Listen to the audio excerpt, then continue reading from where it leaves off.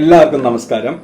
ഇന്ന് നമ്മൾ റിവ്യൂ ചെയ്യുന്നത് 2025 ഇറങ്ങിയ ഡെത്ത് ഓഫ് എ യൂണിക്കോൺ എന്ന ഒരു അമേരിക്കൻ ബ്ലാക്ക് കോമഡി ഹൊറർ സിനിമയാണ്.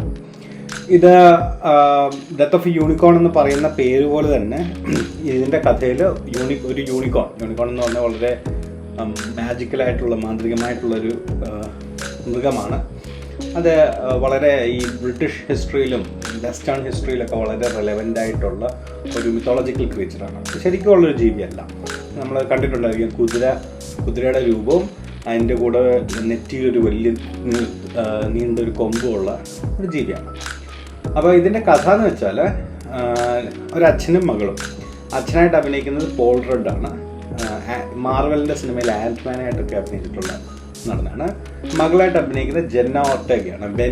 വെനസ്ഡേ എന്ന് പറയുന്ന സീരീസിനകത്ത് ഒക്കെ അഭിനയിച്ചിട്ടുള്ള ഒരു നടിയാണ്. ഒരു അച്ഛനും മോളും കൂടെ ഒരു അച്ഛൻ്റെ ബോസിൻ്റെ വീട്ടിലോട്ട് പോകുന്നതായിട്ടാണ് സിനിമ തുടങ്ങുന്നത്. അപ്പോൾ ഈ ബോസിൻ്റെ വീടെന്ന് പറഞ്ഞാൽ ശതകോടീശ്വരനായ ബോസാണ്. അദ്ദേഹത്തിൻ്റെ വീട് ഒരു വലിയ ആനിമൽ സാങ്ച്വറിയുടെ നടുക്കാണ്. ഒരു കാട് പോലെയുള്ള ആനിമൽസിൻ്റെ ഒരു റിസർവേറ്ററി പോലുള്ള സ്ഥലത്ത് അതിൻ്റെ നടുക്കൊരു വലിയ കൊട്ടാരം പോലെയുള്ള ഒരു വീടാണ്. അപ്പോൾ അവിടെ പോകുന്ന വഴിക്ക് ഈ കാറ് ഒരു കുതിര ഇടിച്ചു കഴിയുമ്പോൾ ഇവരിറങ്ങി നോക്കുമ്പോൾ അതൊരു യൂണിക്കോണാണ്. അവിടെ തൊട്ടാണ് കഥ മുന്നോട്ട് പോകുന്നത്. അപ്പോൾ ഈ റിവ്യൂവിൻ്റെ ഫസ്റ്റിൽ സ്പോയിലർ ഇല്ലാതെ ഞാൻ പറഞ്ഞിട്ട് അവസാന ഭാഗത്ത് ഞാൻ സ്പോയിലർ പറയുന്നതായിരിക്കും.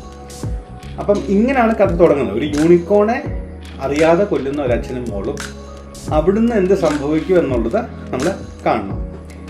അപ്പം ഈ ഒരു പ്രമിസ് എന്ന് പറയുന്നത് തന്നെ വളരെ ഇൻട്രസ്റ്റിംഗ് ആണ്. ഫസ്റ്റ് ഓഫ് ഓൾ ഈ സിനിമയുടെ ടൈറ്റിൽ എന്ന് പറയുന്നത് തന്നെ വളരെ ഇൻട്രസ്റ്റിംഗ് ആണ്. ഇത് എഴുതിയിരിക്കുന്നത് അലക്സ് ഷാർഫ്മാൻ എന്ന് പറഞ്ഞ മനുഷ്യനാണ്. അദ്ദേഹം തന്നെയാണ് ഡയറക്റ്റ് ചെയ്തിരിക്കുന്നത്. വളരെ കിടിലൊരു കൺസെപ്റ്റായിട്ട് എനിക്ക് തോന്നി.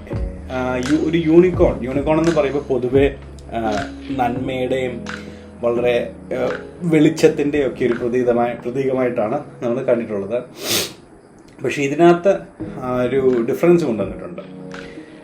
ഇവര് ആ യൂണിക്കോണെ ഇടിച്ചു കഴിഞ്ഞ് എന്ത് സംഭവിക്കുന്നു എന്നുള്ളത് ഫോം ചെയ്യുന്ന ആ സ്റ്റോറി വളരെ വെൽ ആയിട്ട് അവർ പോർട്രേ ചെയ്തിട്ടുണ്ട്.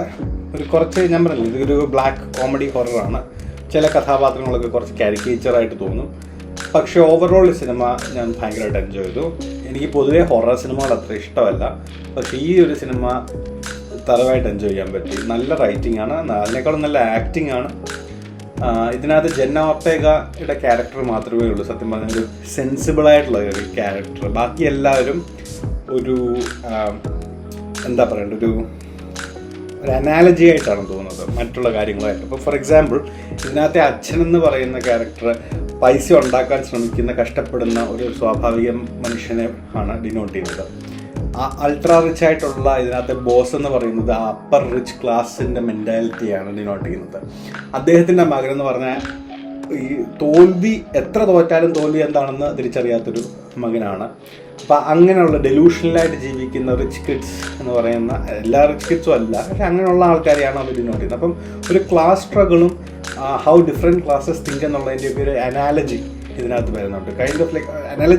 അലിഗോറി ഇതിനകത്ത് വരുന്നുണ്ട്. എന്ന് വെച്ചാൽ ഒരു കമ്പാരിസൺ സട്ടിലായിട്ട് ഇതിനകത്ത് പറയുന്നുണ്ട്. ജസ്റ്റ് ഒരു യൂണിക്കോൺ മരിച്ചതിനെ പറ്റിയുള്ള കഥയല്ല ഇത്. അതിനേക്കാളും കുറച്ചുകൂടെ കൂടുതലായിട്ട് ഇൻഡെപ്തിലുള്ളൊരു സ്റ്റോറി ആയിട്ട് എനിക്ക് തോന്നി. ഇപ്പം ഓവറോൾ നല്ല സിനിമയാണ്. നിങ്ങൾക്ക് ഇങ്ങനത്തെ വെറൈറ്റി സിനിമകൾ കുറച്ച് കോമഡി ഹൊററൊക്കെ ഇഷ്ടമാണെങ്കിൽ കണ്ടു നോക്കണം. നല്ല ആക്ടിങ്ങും നല്ല റൈറ്റിങ്ങും അത്യാവശ്യം നല്ല രീതിയിലുള്ള സിനിമയാണ്. ഔട്ട്സ്റ്റാൻഡിങ് ഒരു ബ്രേക്ക് ത്രൂ സിനിമ എന്നൊന്നും പറയാൻ പറ്റത്തില്ല, പക്ഷെ നല്ല സിനിമയാണ്. Now for the spoiler part of the review. ഇനിയും മുതൽ സ്പോയിലർ കാണും ഈ റിവ്യൂവിൽ. ഇതിനകത്ത് ഞാൻ പറഞ്ഞതുപോലെ ഈ അച്ഛനും മോളും കൂടെ അറിയാതെ ആ കാർ ഇടിക്കുന്നു എന്ന് പറഞ്ഞത് ശരിയാണ്. പക്ഷെ ആ യൂണിക്കോൺ മരിക്കത്തില്ല. ആ യൂണിക്കോൺ എന്തോ ചെയ്ത് ഈ കുട്ടിക്ക് വല്ലാതെ വരുന്നുവെന്ന് ആ അച്ഛന് തോന്നിയിട്ട് ആ അച്ഛൻ ആ യൂണിക്കോണിനെ കൊല്ലുകയാണ് ചെയ്യുന്നത്. പക്ഷെ ഈ ബോസിൻ്റെ വീട്ടിലെത്തിയിട്ട് അവിടെ മറ്റേതോ ബിസിനസ് മീറ്റിംഗ് ആണ്. അപ്പോൾ ബിസിനസ് മീറ്റിംഗ് നടക്കുന്നതിനിടയ്ക്ക് വീണ്ടും ഈ യൂണിക്കോൺ തിരിച്ച് ജീവൻ അതിന് വരികയാണ് മരണത്തിൽ നിന്ന്. വീണ്ടും ഇവരതിനെ കൊല്ലും. അപ്പോൾ ഇതിൻ്റെ കഥ എന്ന് പറഞ്ഞാൽ ഈ യൂണിക്കോൺ പരിപൂർണമായിട്ട് ഈ യൂണിക്കോണിനെ കൊല്ലുന്നത് ഈ മനുഷ്യനാണ്. മരിച്ചു കഴിയുമ്പം ആണ് റിയലൈസ് ചെയ്യുന്നത് ഇതൊരു കുഞ്ഞു യൂണിക്കോണാണ്, ഒരു പോണി യൂണിക്കോണാണ്. ഇതിൻ്റെ മാതാപിതാക്കളുണ്ട് വലിയ വലിയ ഗടാഗടിയൻ യൂണിക്കോൺസ്.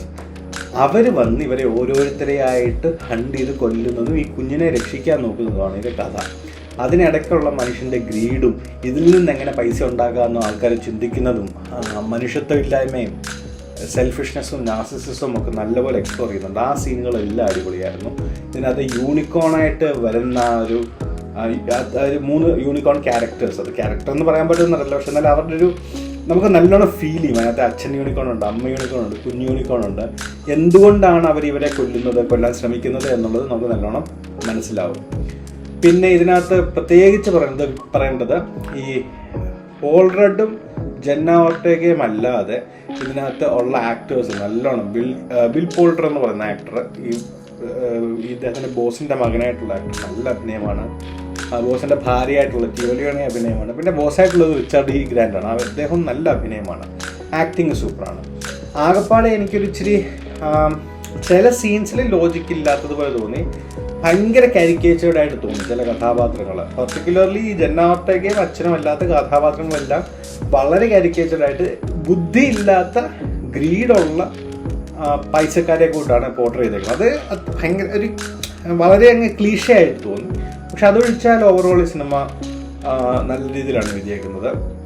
സ്പെസിഫിക്കായിട്ട് എടുത്ത് പറയേണ്ട സീൻസ്, ഈ യൂണിക്കോൺ ഇവരെ വീട്ടിൽ ഹണ്ട് ചെയ്യുന്ന സീൻ എനിക്ക് ഭയങ്കരമായിട്ട് ഇഷ്ടപ്പെട്ടു. അത് നല്ലോണം എൻജോയ് ചെയ്തു. ആകപ്പാടെ എനിക്കുള്ളൊരു ഗ്രൈപ്പ് എന്ന് പറഞ്ഞാൽ ഈ യൂണിക്കോണിൻ്റെ കളറ്, പേരൻസിൻ്റെ ക്യാരക്ടർ ഡിസൈനിൽ അവരുടെ ഫറിൻ്റെ ഒക്കെ കളർ കാണിച്ചിരിക്കുന്നത് അത്രയും ബ്ലാക്കിഷാണ്. അത്രയും ബ്ലാക്ക് ആക്കാതെ കുറച്ചുകൂടി നമ്മൾ കൺവെൻഷനലായിട്ട് യൂണിക്കോണിനെ കണ്ടപ്പോഴും വൈറ്റ് ആയിട്ടാണ്, കുറച്ചുകൂടെ വെള്ള ബേസ് ചെയ്തായിട്ട് ആയിരുന്നെങ്കിൽ നല്ലതായിരുന്നു എന്ന് എനിക്ക് തോന്നി. പക്ഷേ എന്തുകൊണ്ടാണ് ഒരു ബ്ലാക്ക് ആക്കിയത് നമുക്കറിയാം. ഒരു ഹൊറർ സിനിമയാകുമ്പം ഒരു മോൺസ്റ്റർ, അല്ലെങ്കിൽ ഹൊറർ സിനിമ എന്ന് പറയാനില്ല, മോൺസ്റ്റർ മൂവി ആകുമ്പം മോൺസ്റ്റർ എപ്പോഴും കുറച്ചുകൂടെ ടെറിഫയിങ് ആയിരിക്കണമല്ലോ. അപ്പോൾ അതിനുവേണ്ടി ആയിരിക്കണം ബ്ലാക്ക് ആക്കിയത്. അതൊഴിച്ചാൽ യൂണിക്കോണിൻ്റെ ഡിസൈൻ അടിപൊളിയാണ്. എനിക്ക് ഒത്തിരി ഇഷ്ടപ്പെട്ടു. അതിൻ്റെ സെറ്റിങ് എവിടെ നടക്കുന്നു എന്നുള്ളത് വളരെ ബ്യൂട്ടിഫുള്ളാണ്. സ്പെസിഫിക് തീരുമാനങ്ങൾ ഇതിനകത്ത് ക്യാരക്ടേഴ്സ് എടുക്കുന്നത് ചിലത് ശുദ്ധ മണ്ടത്തരമാണ്. പക്ഷേ എഗെയിൻ കാരിക്കേറ്റേർഡ് ആയിട്ടുള്ള ക്യാരക്ടേഴ്സ് ആകുമ്പോൾ അങ്ങനെ എടുക്കത്തുള്ളൂ. അല്ല, ഓവറോൾ നല്ലൊരു സിനിമയാണ്. നിങ്ങൾക്ക് സമയം കിട്ടുകയാണെങ്കിൽ ഇത് കണ്ടു നോക്കുക. മസ്റ്റ് വാച്ച് എന്നൊന്നും ഞാൻ പറയത്തില്ല, പക്ഷേ it's entertaining. So when you feel like it ഒന്ന് കണ്ടു നോക്കുക. എന്തായാലും റിവ്യൂ കേട്ടതിന് ഒത്തിരി നന്ദി. നമസ്കാരം.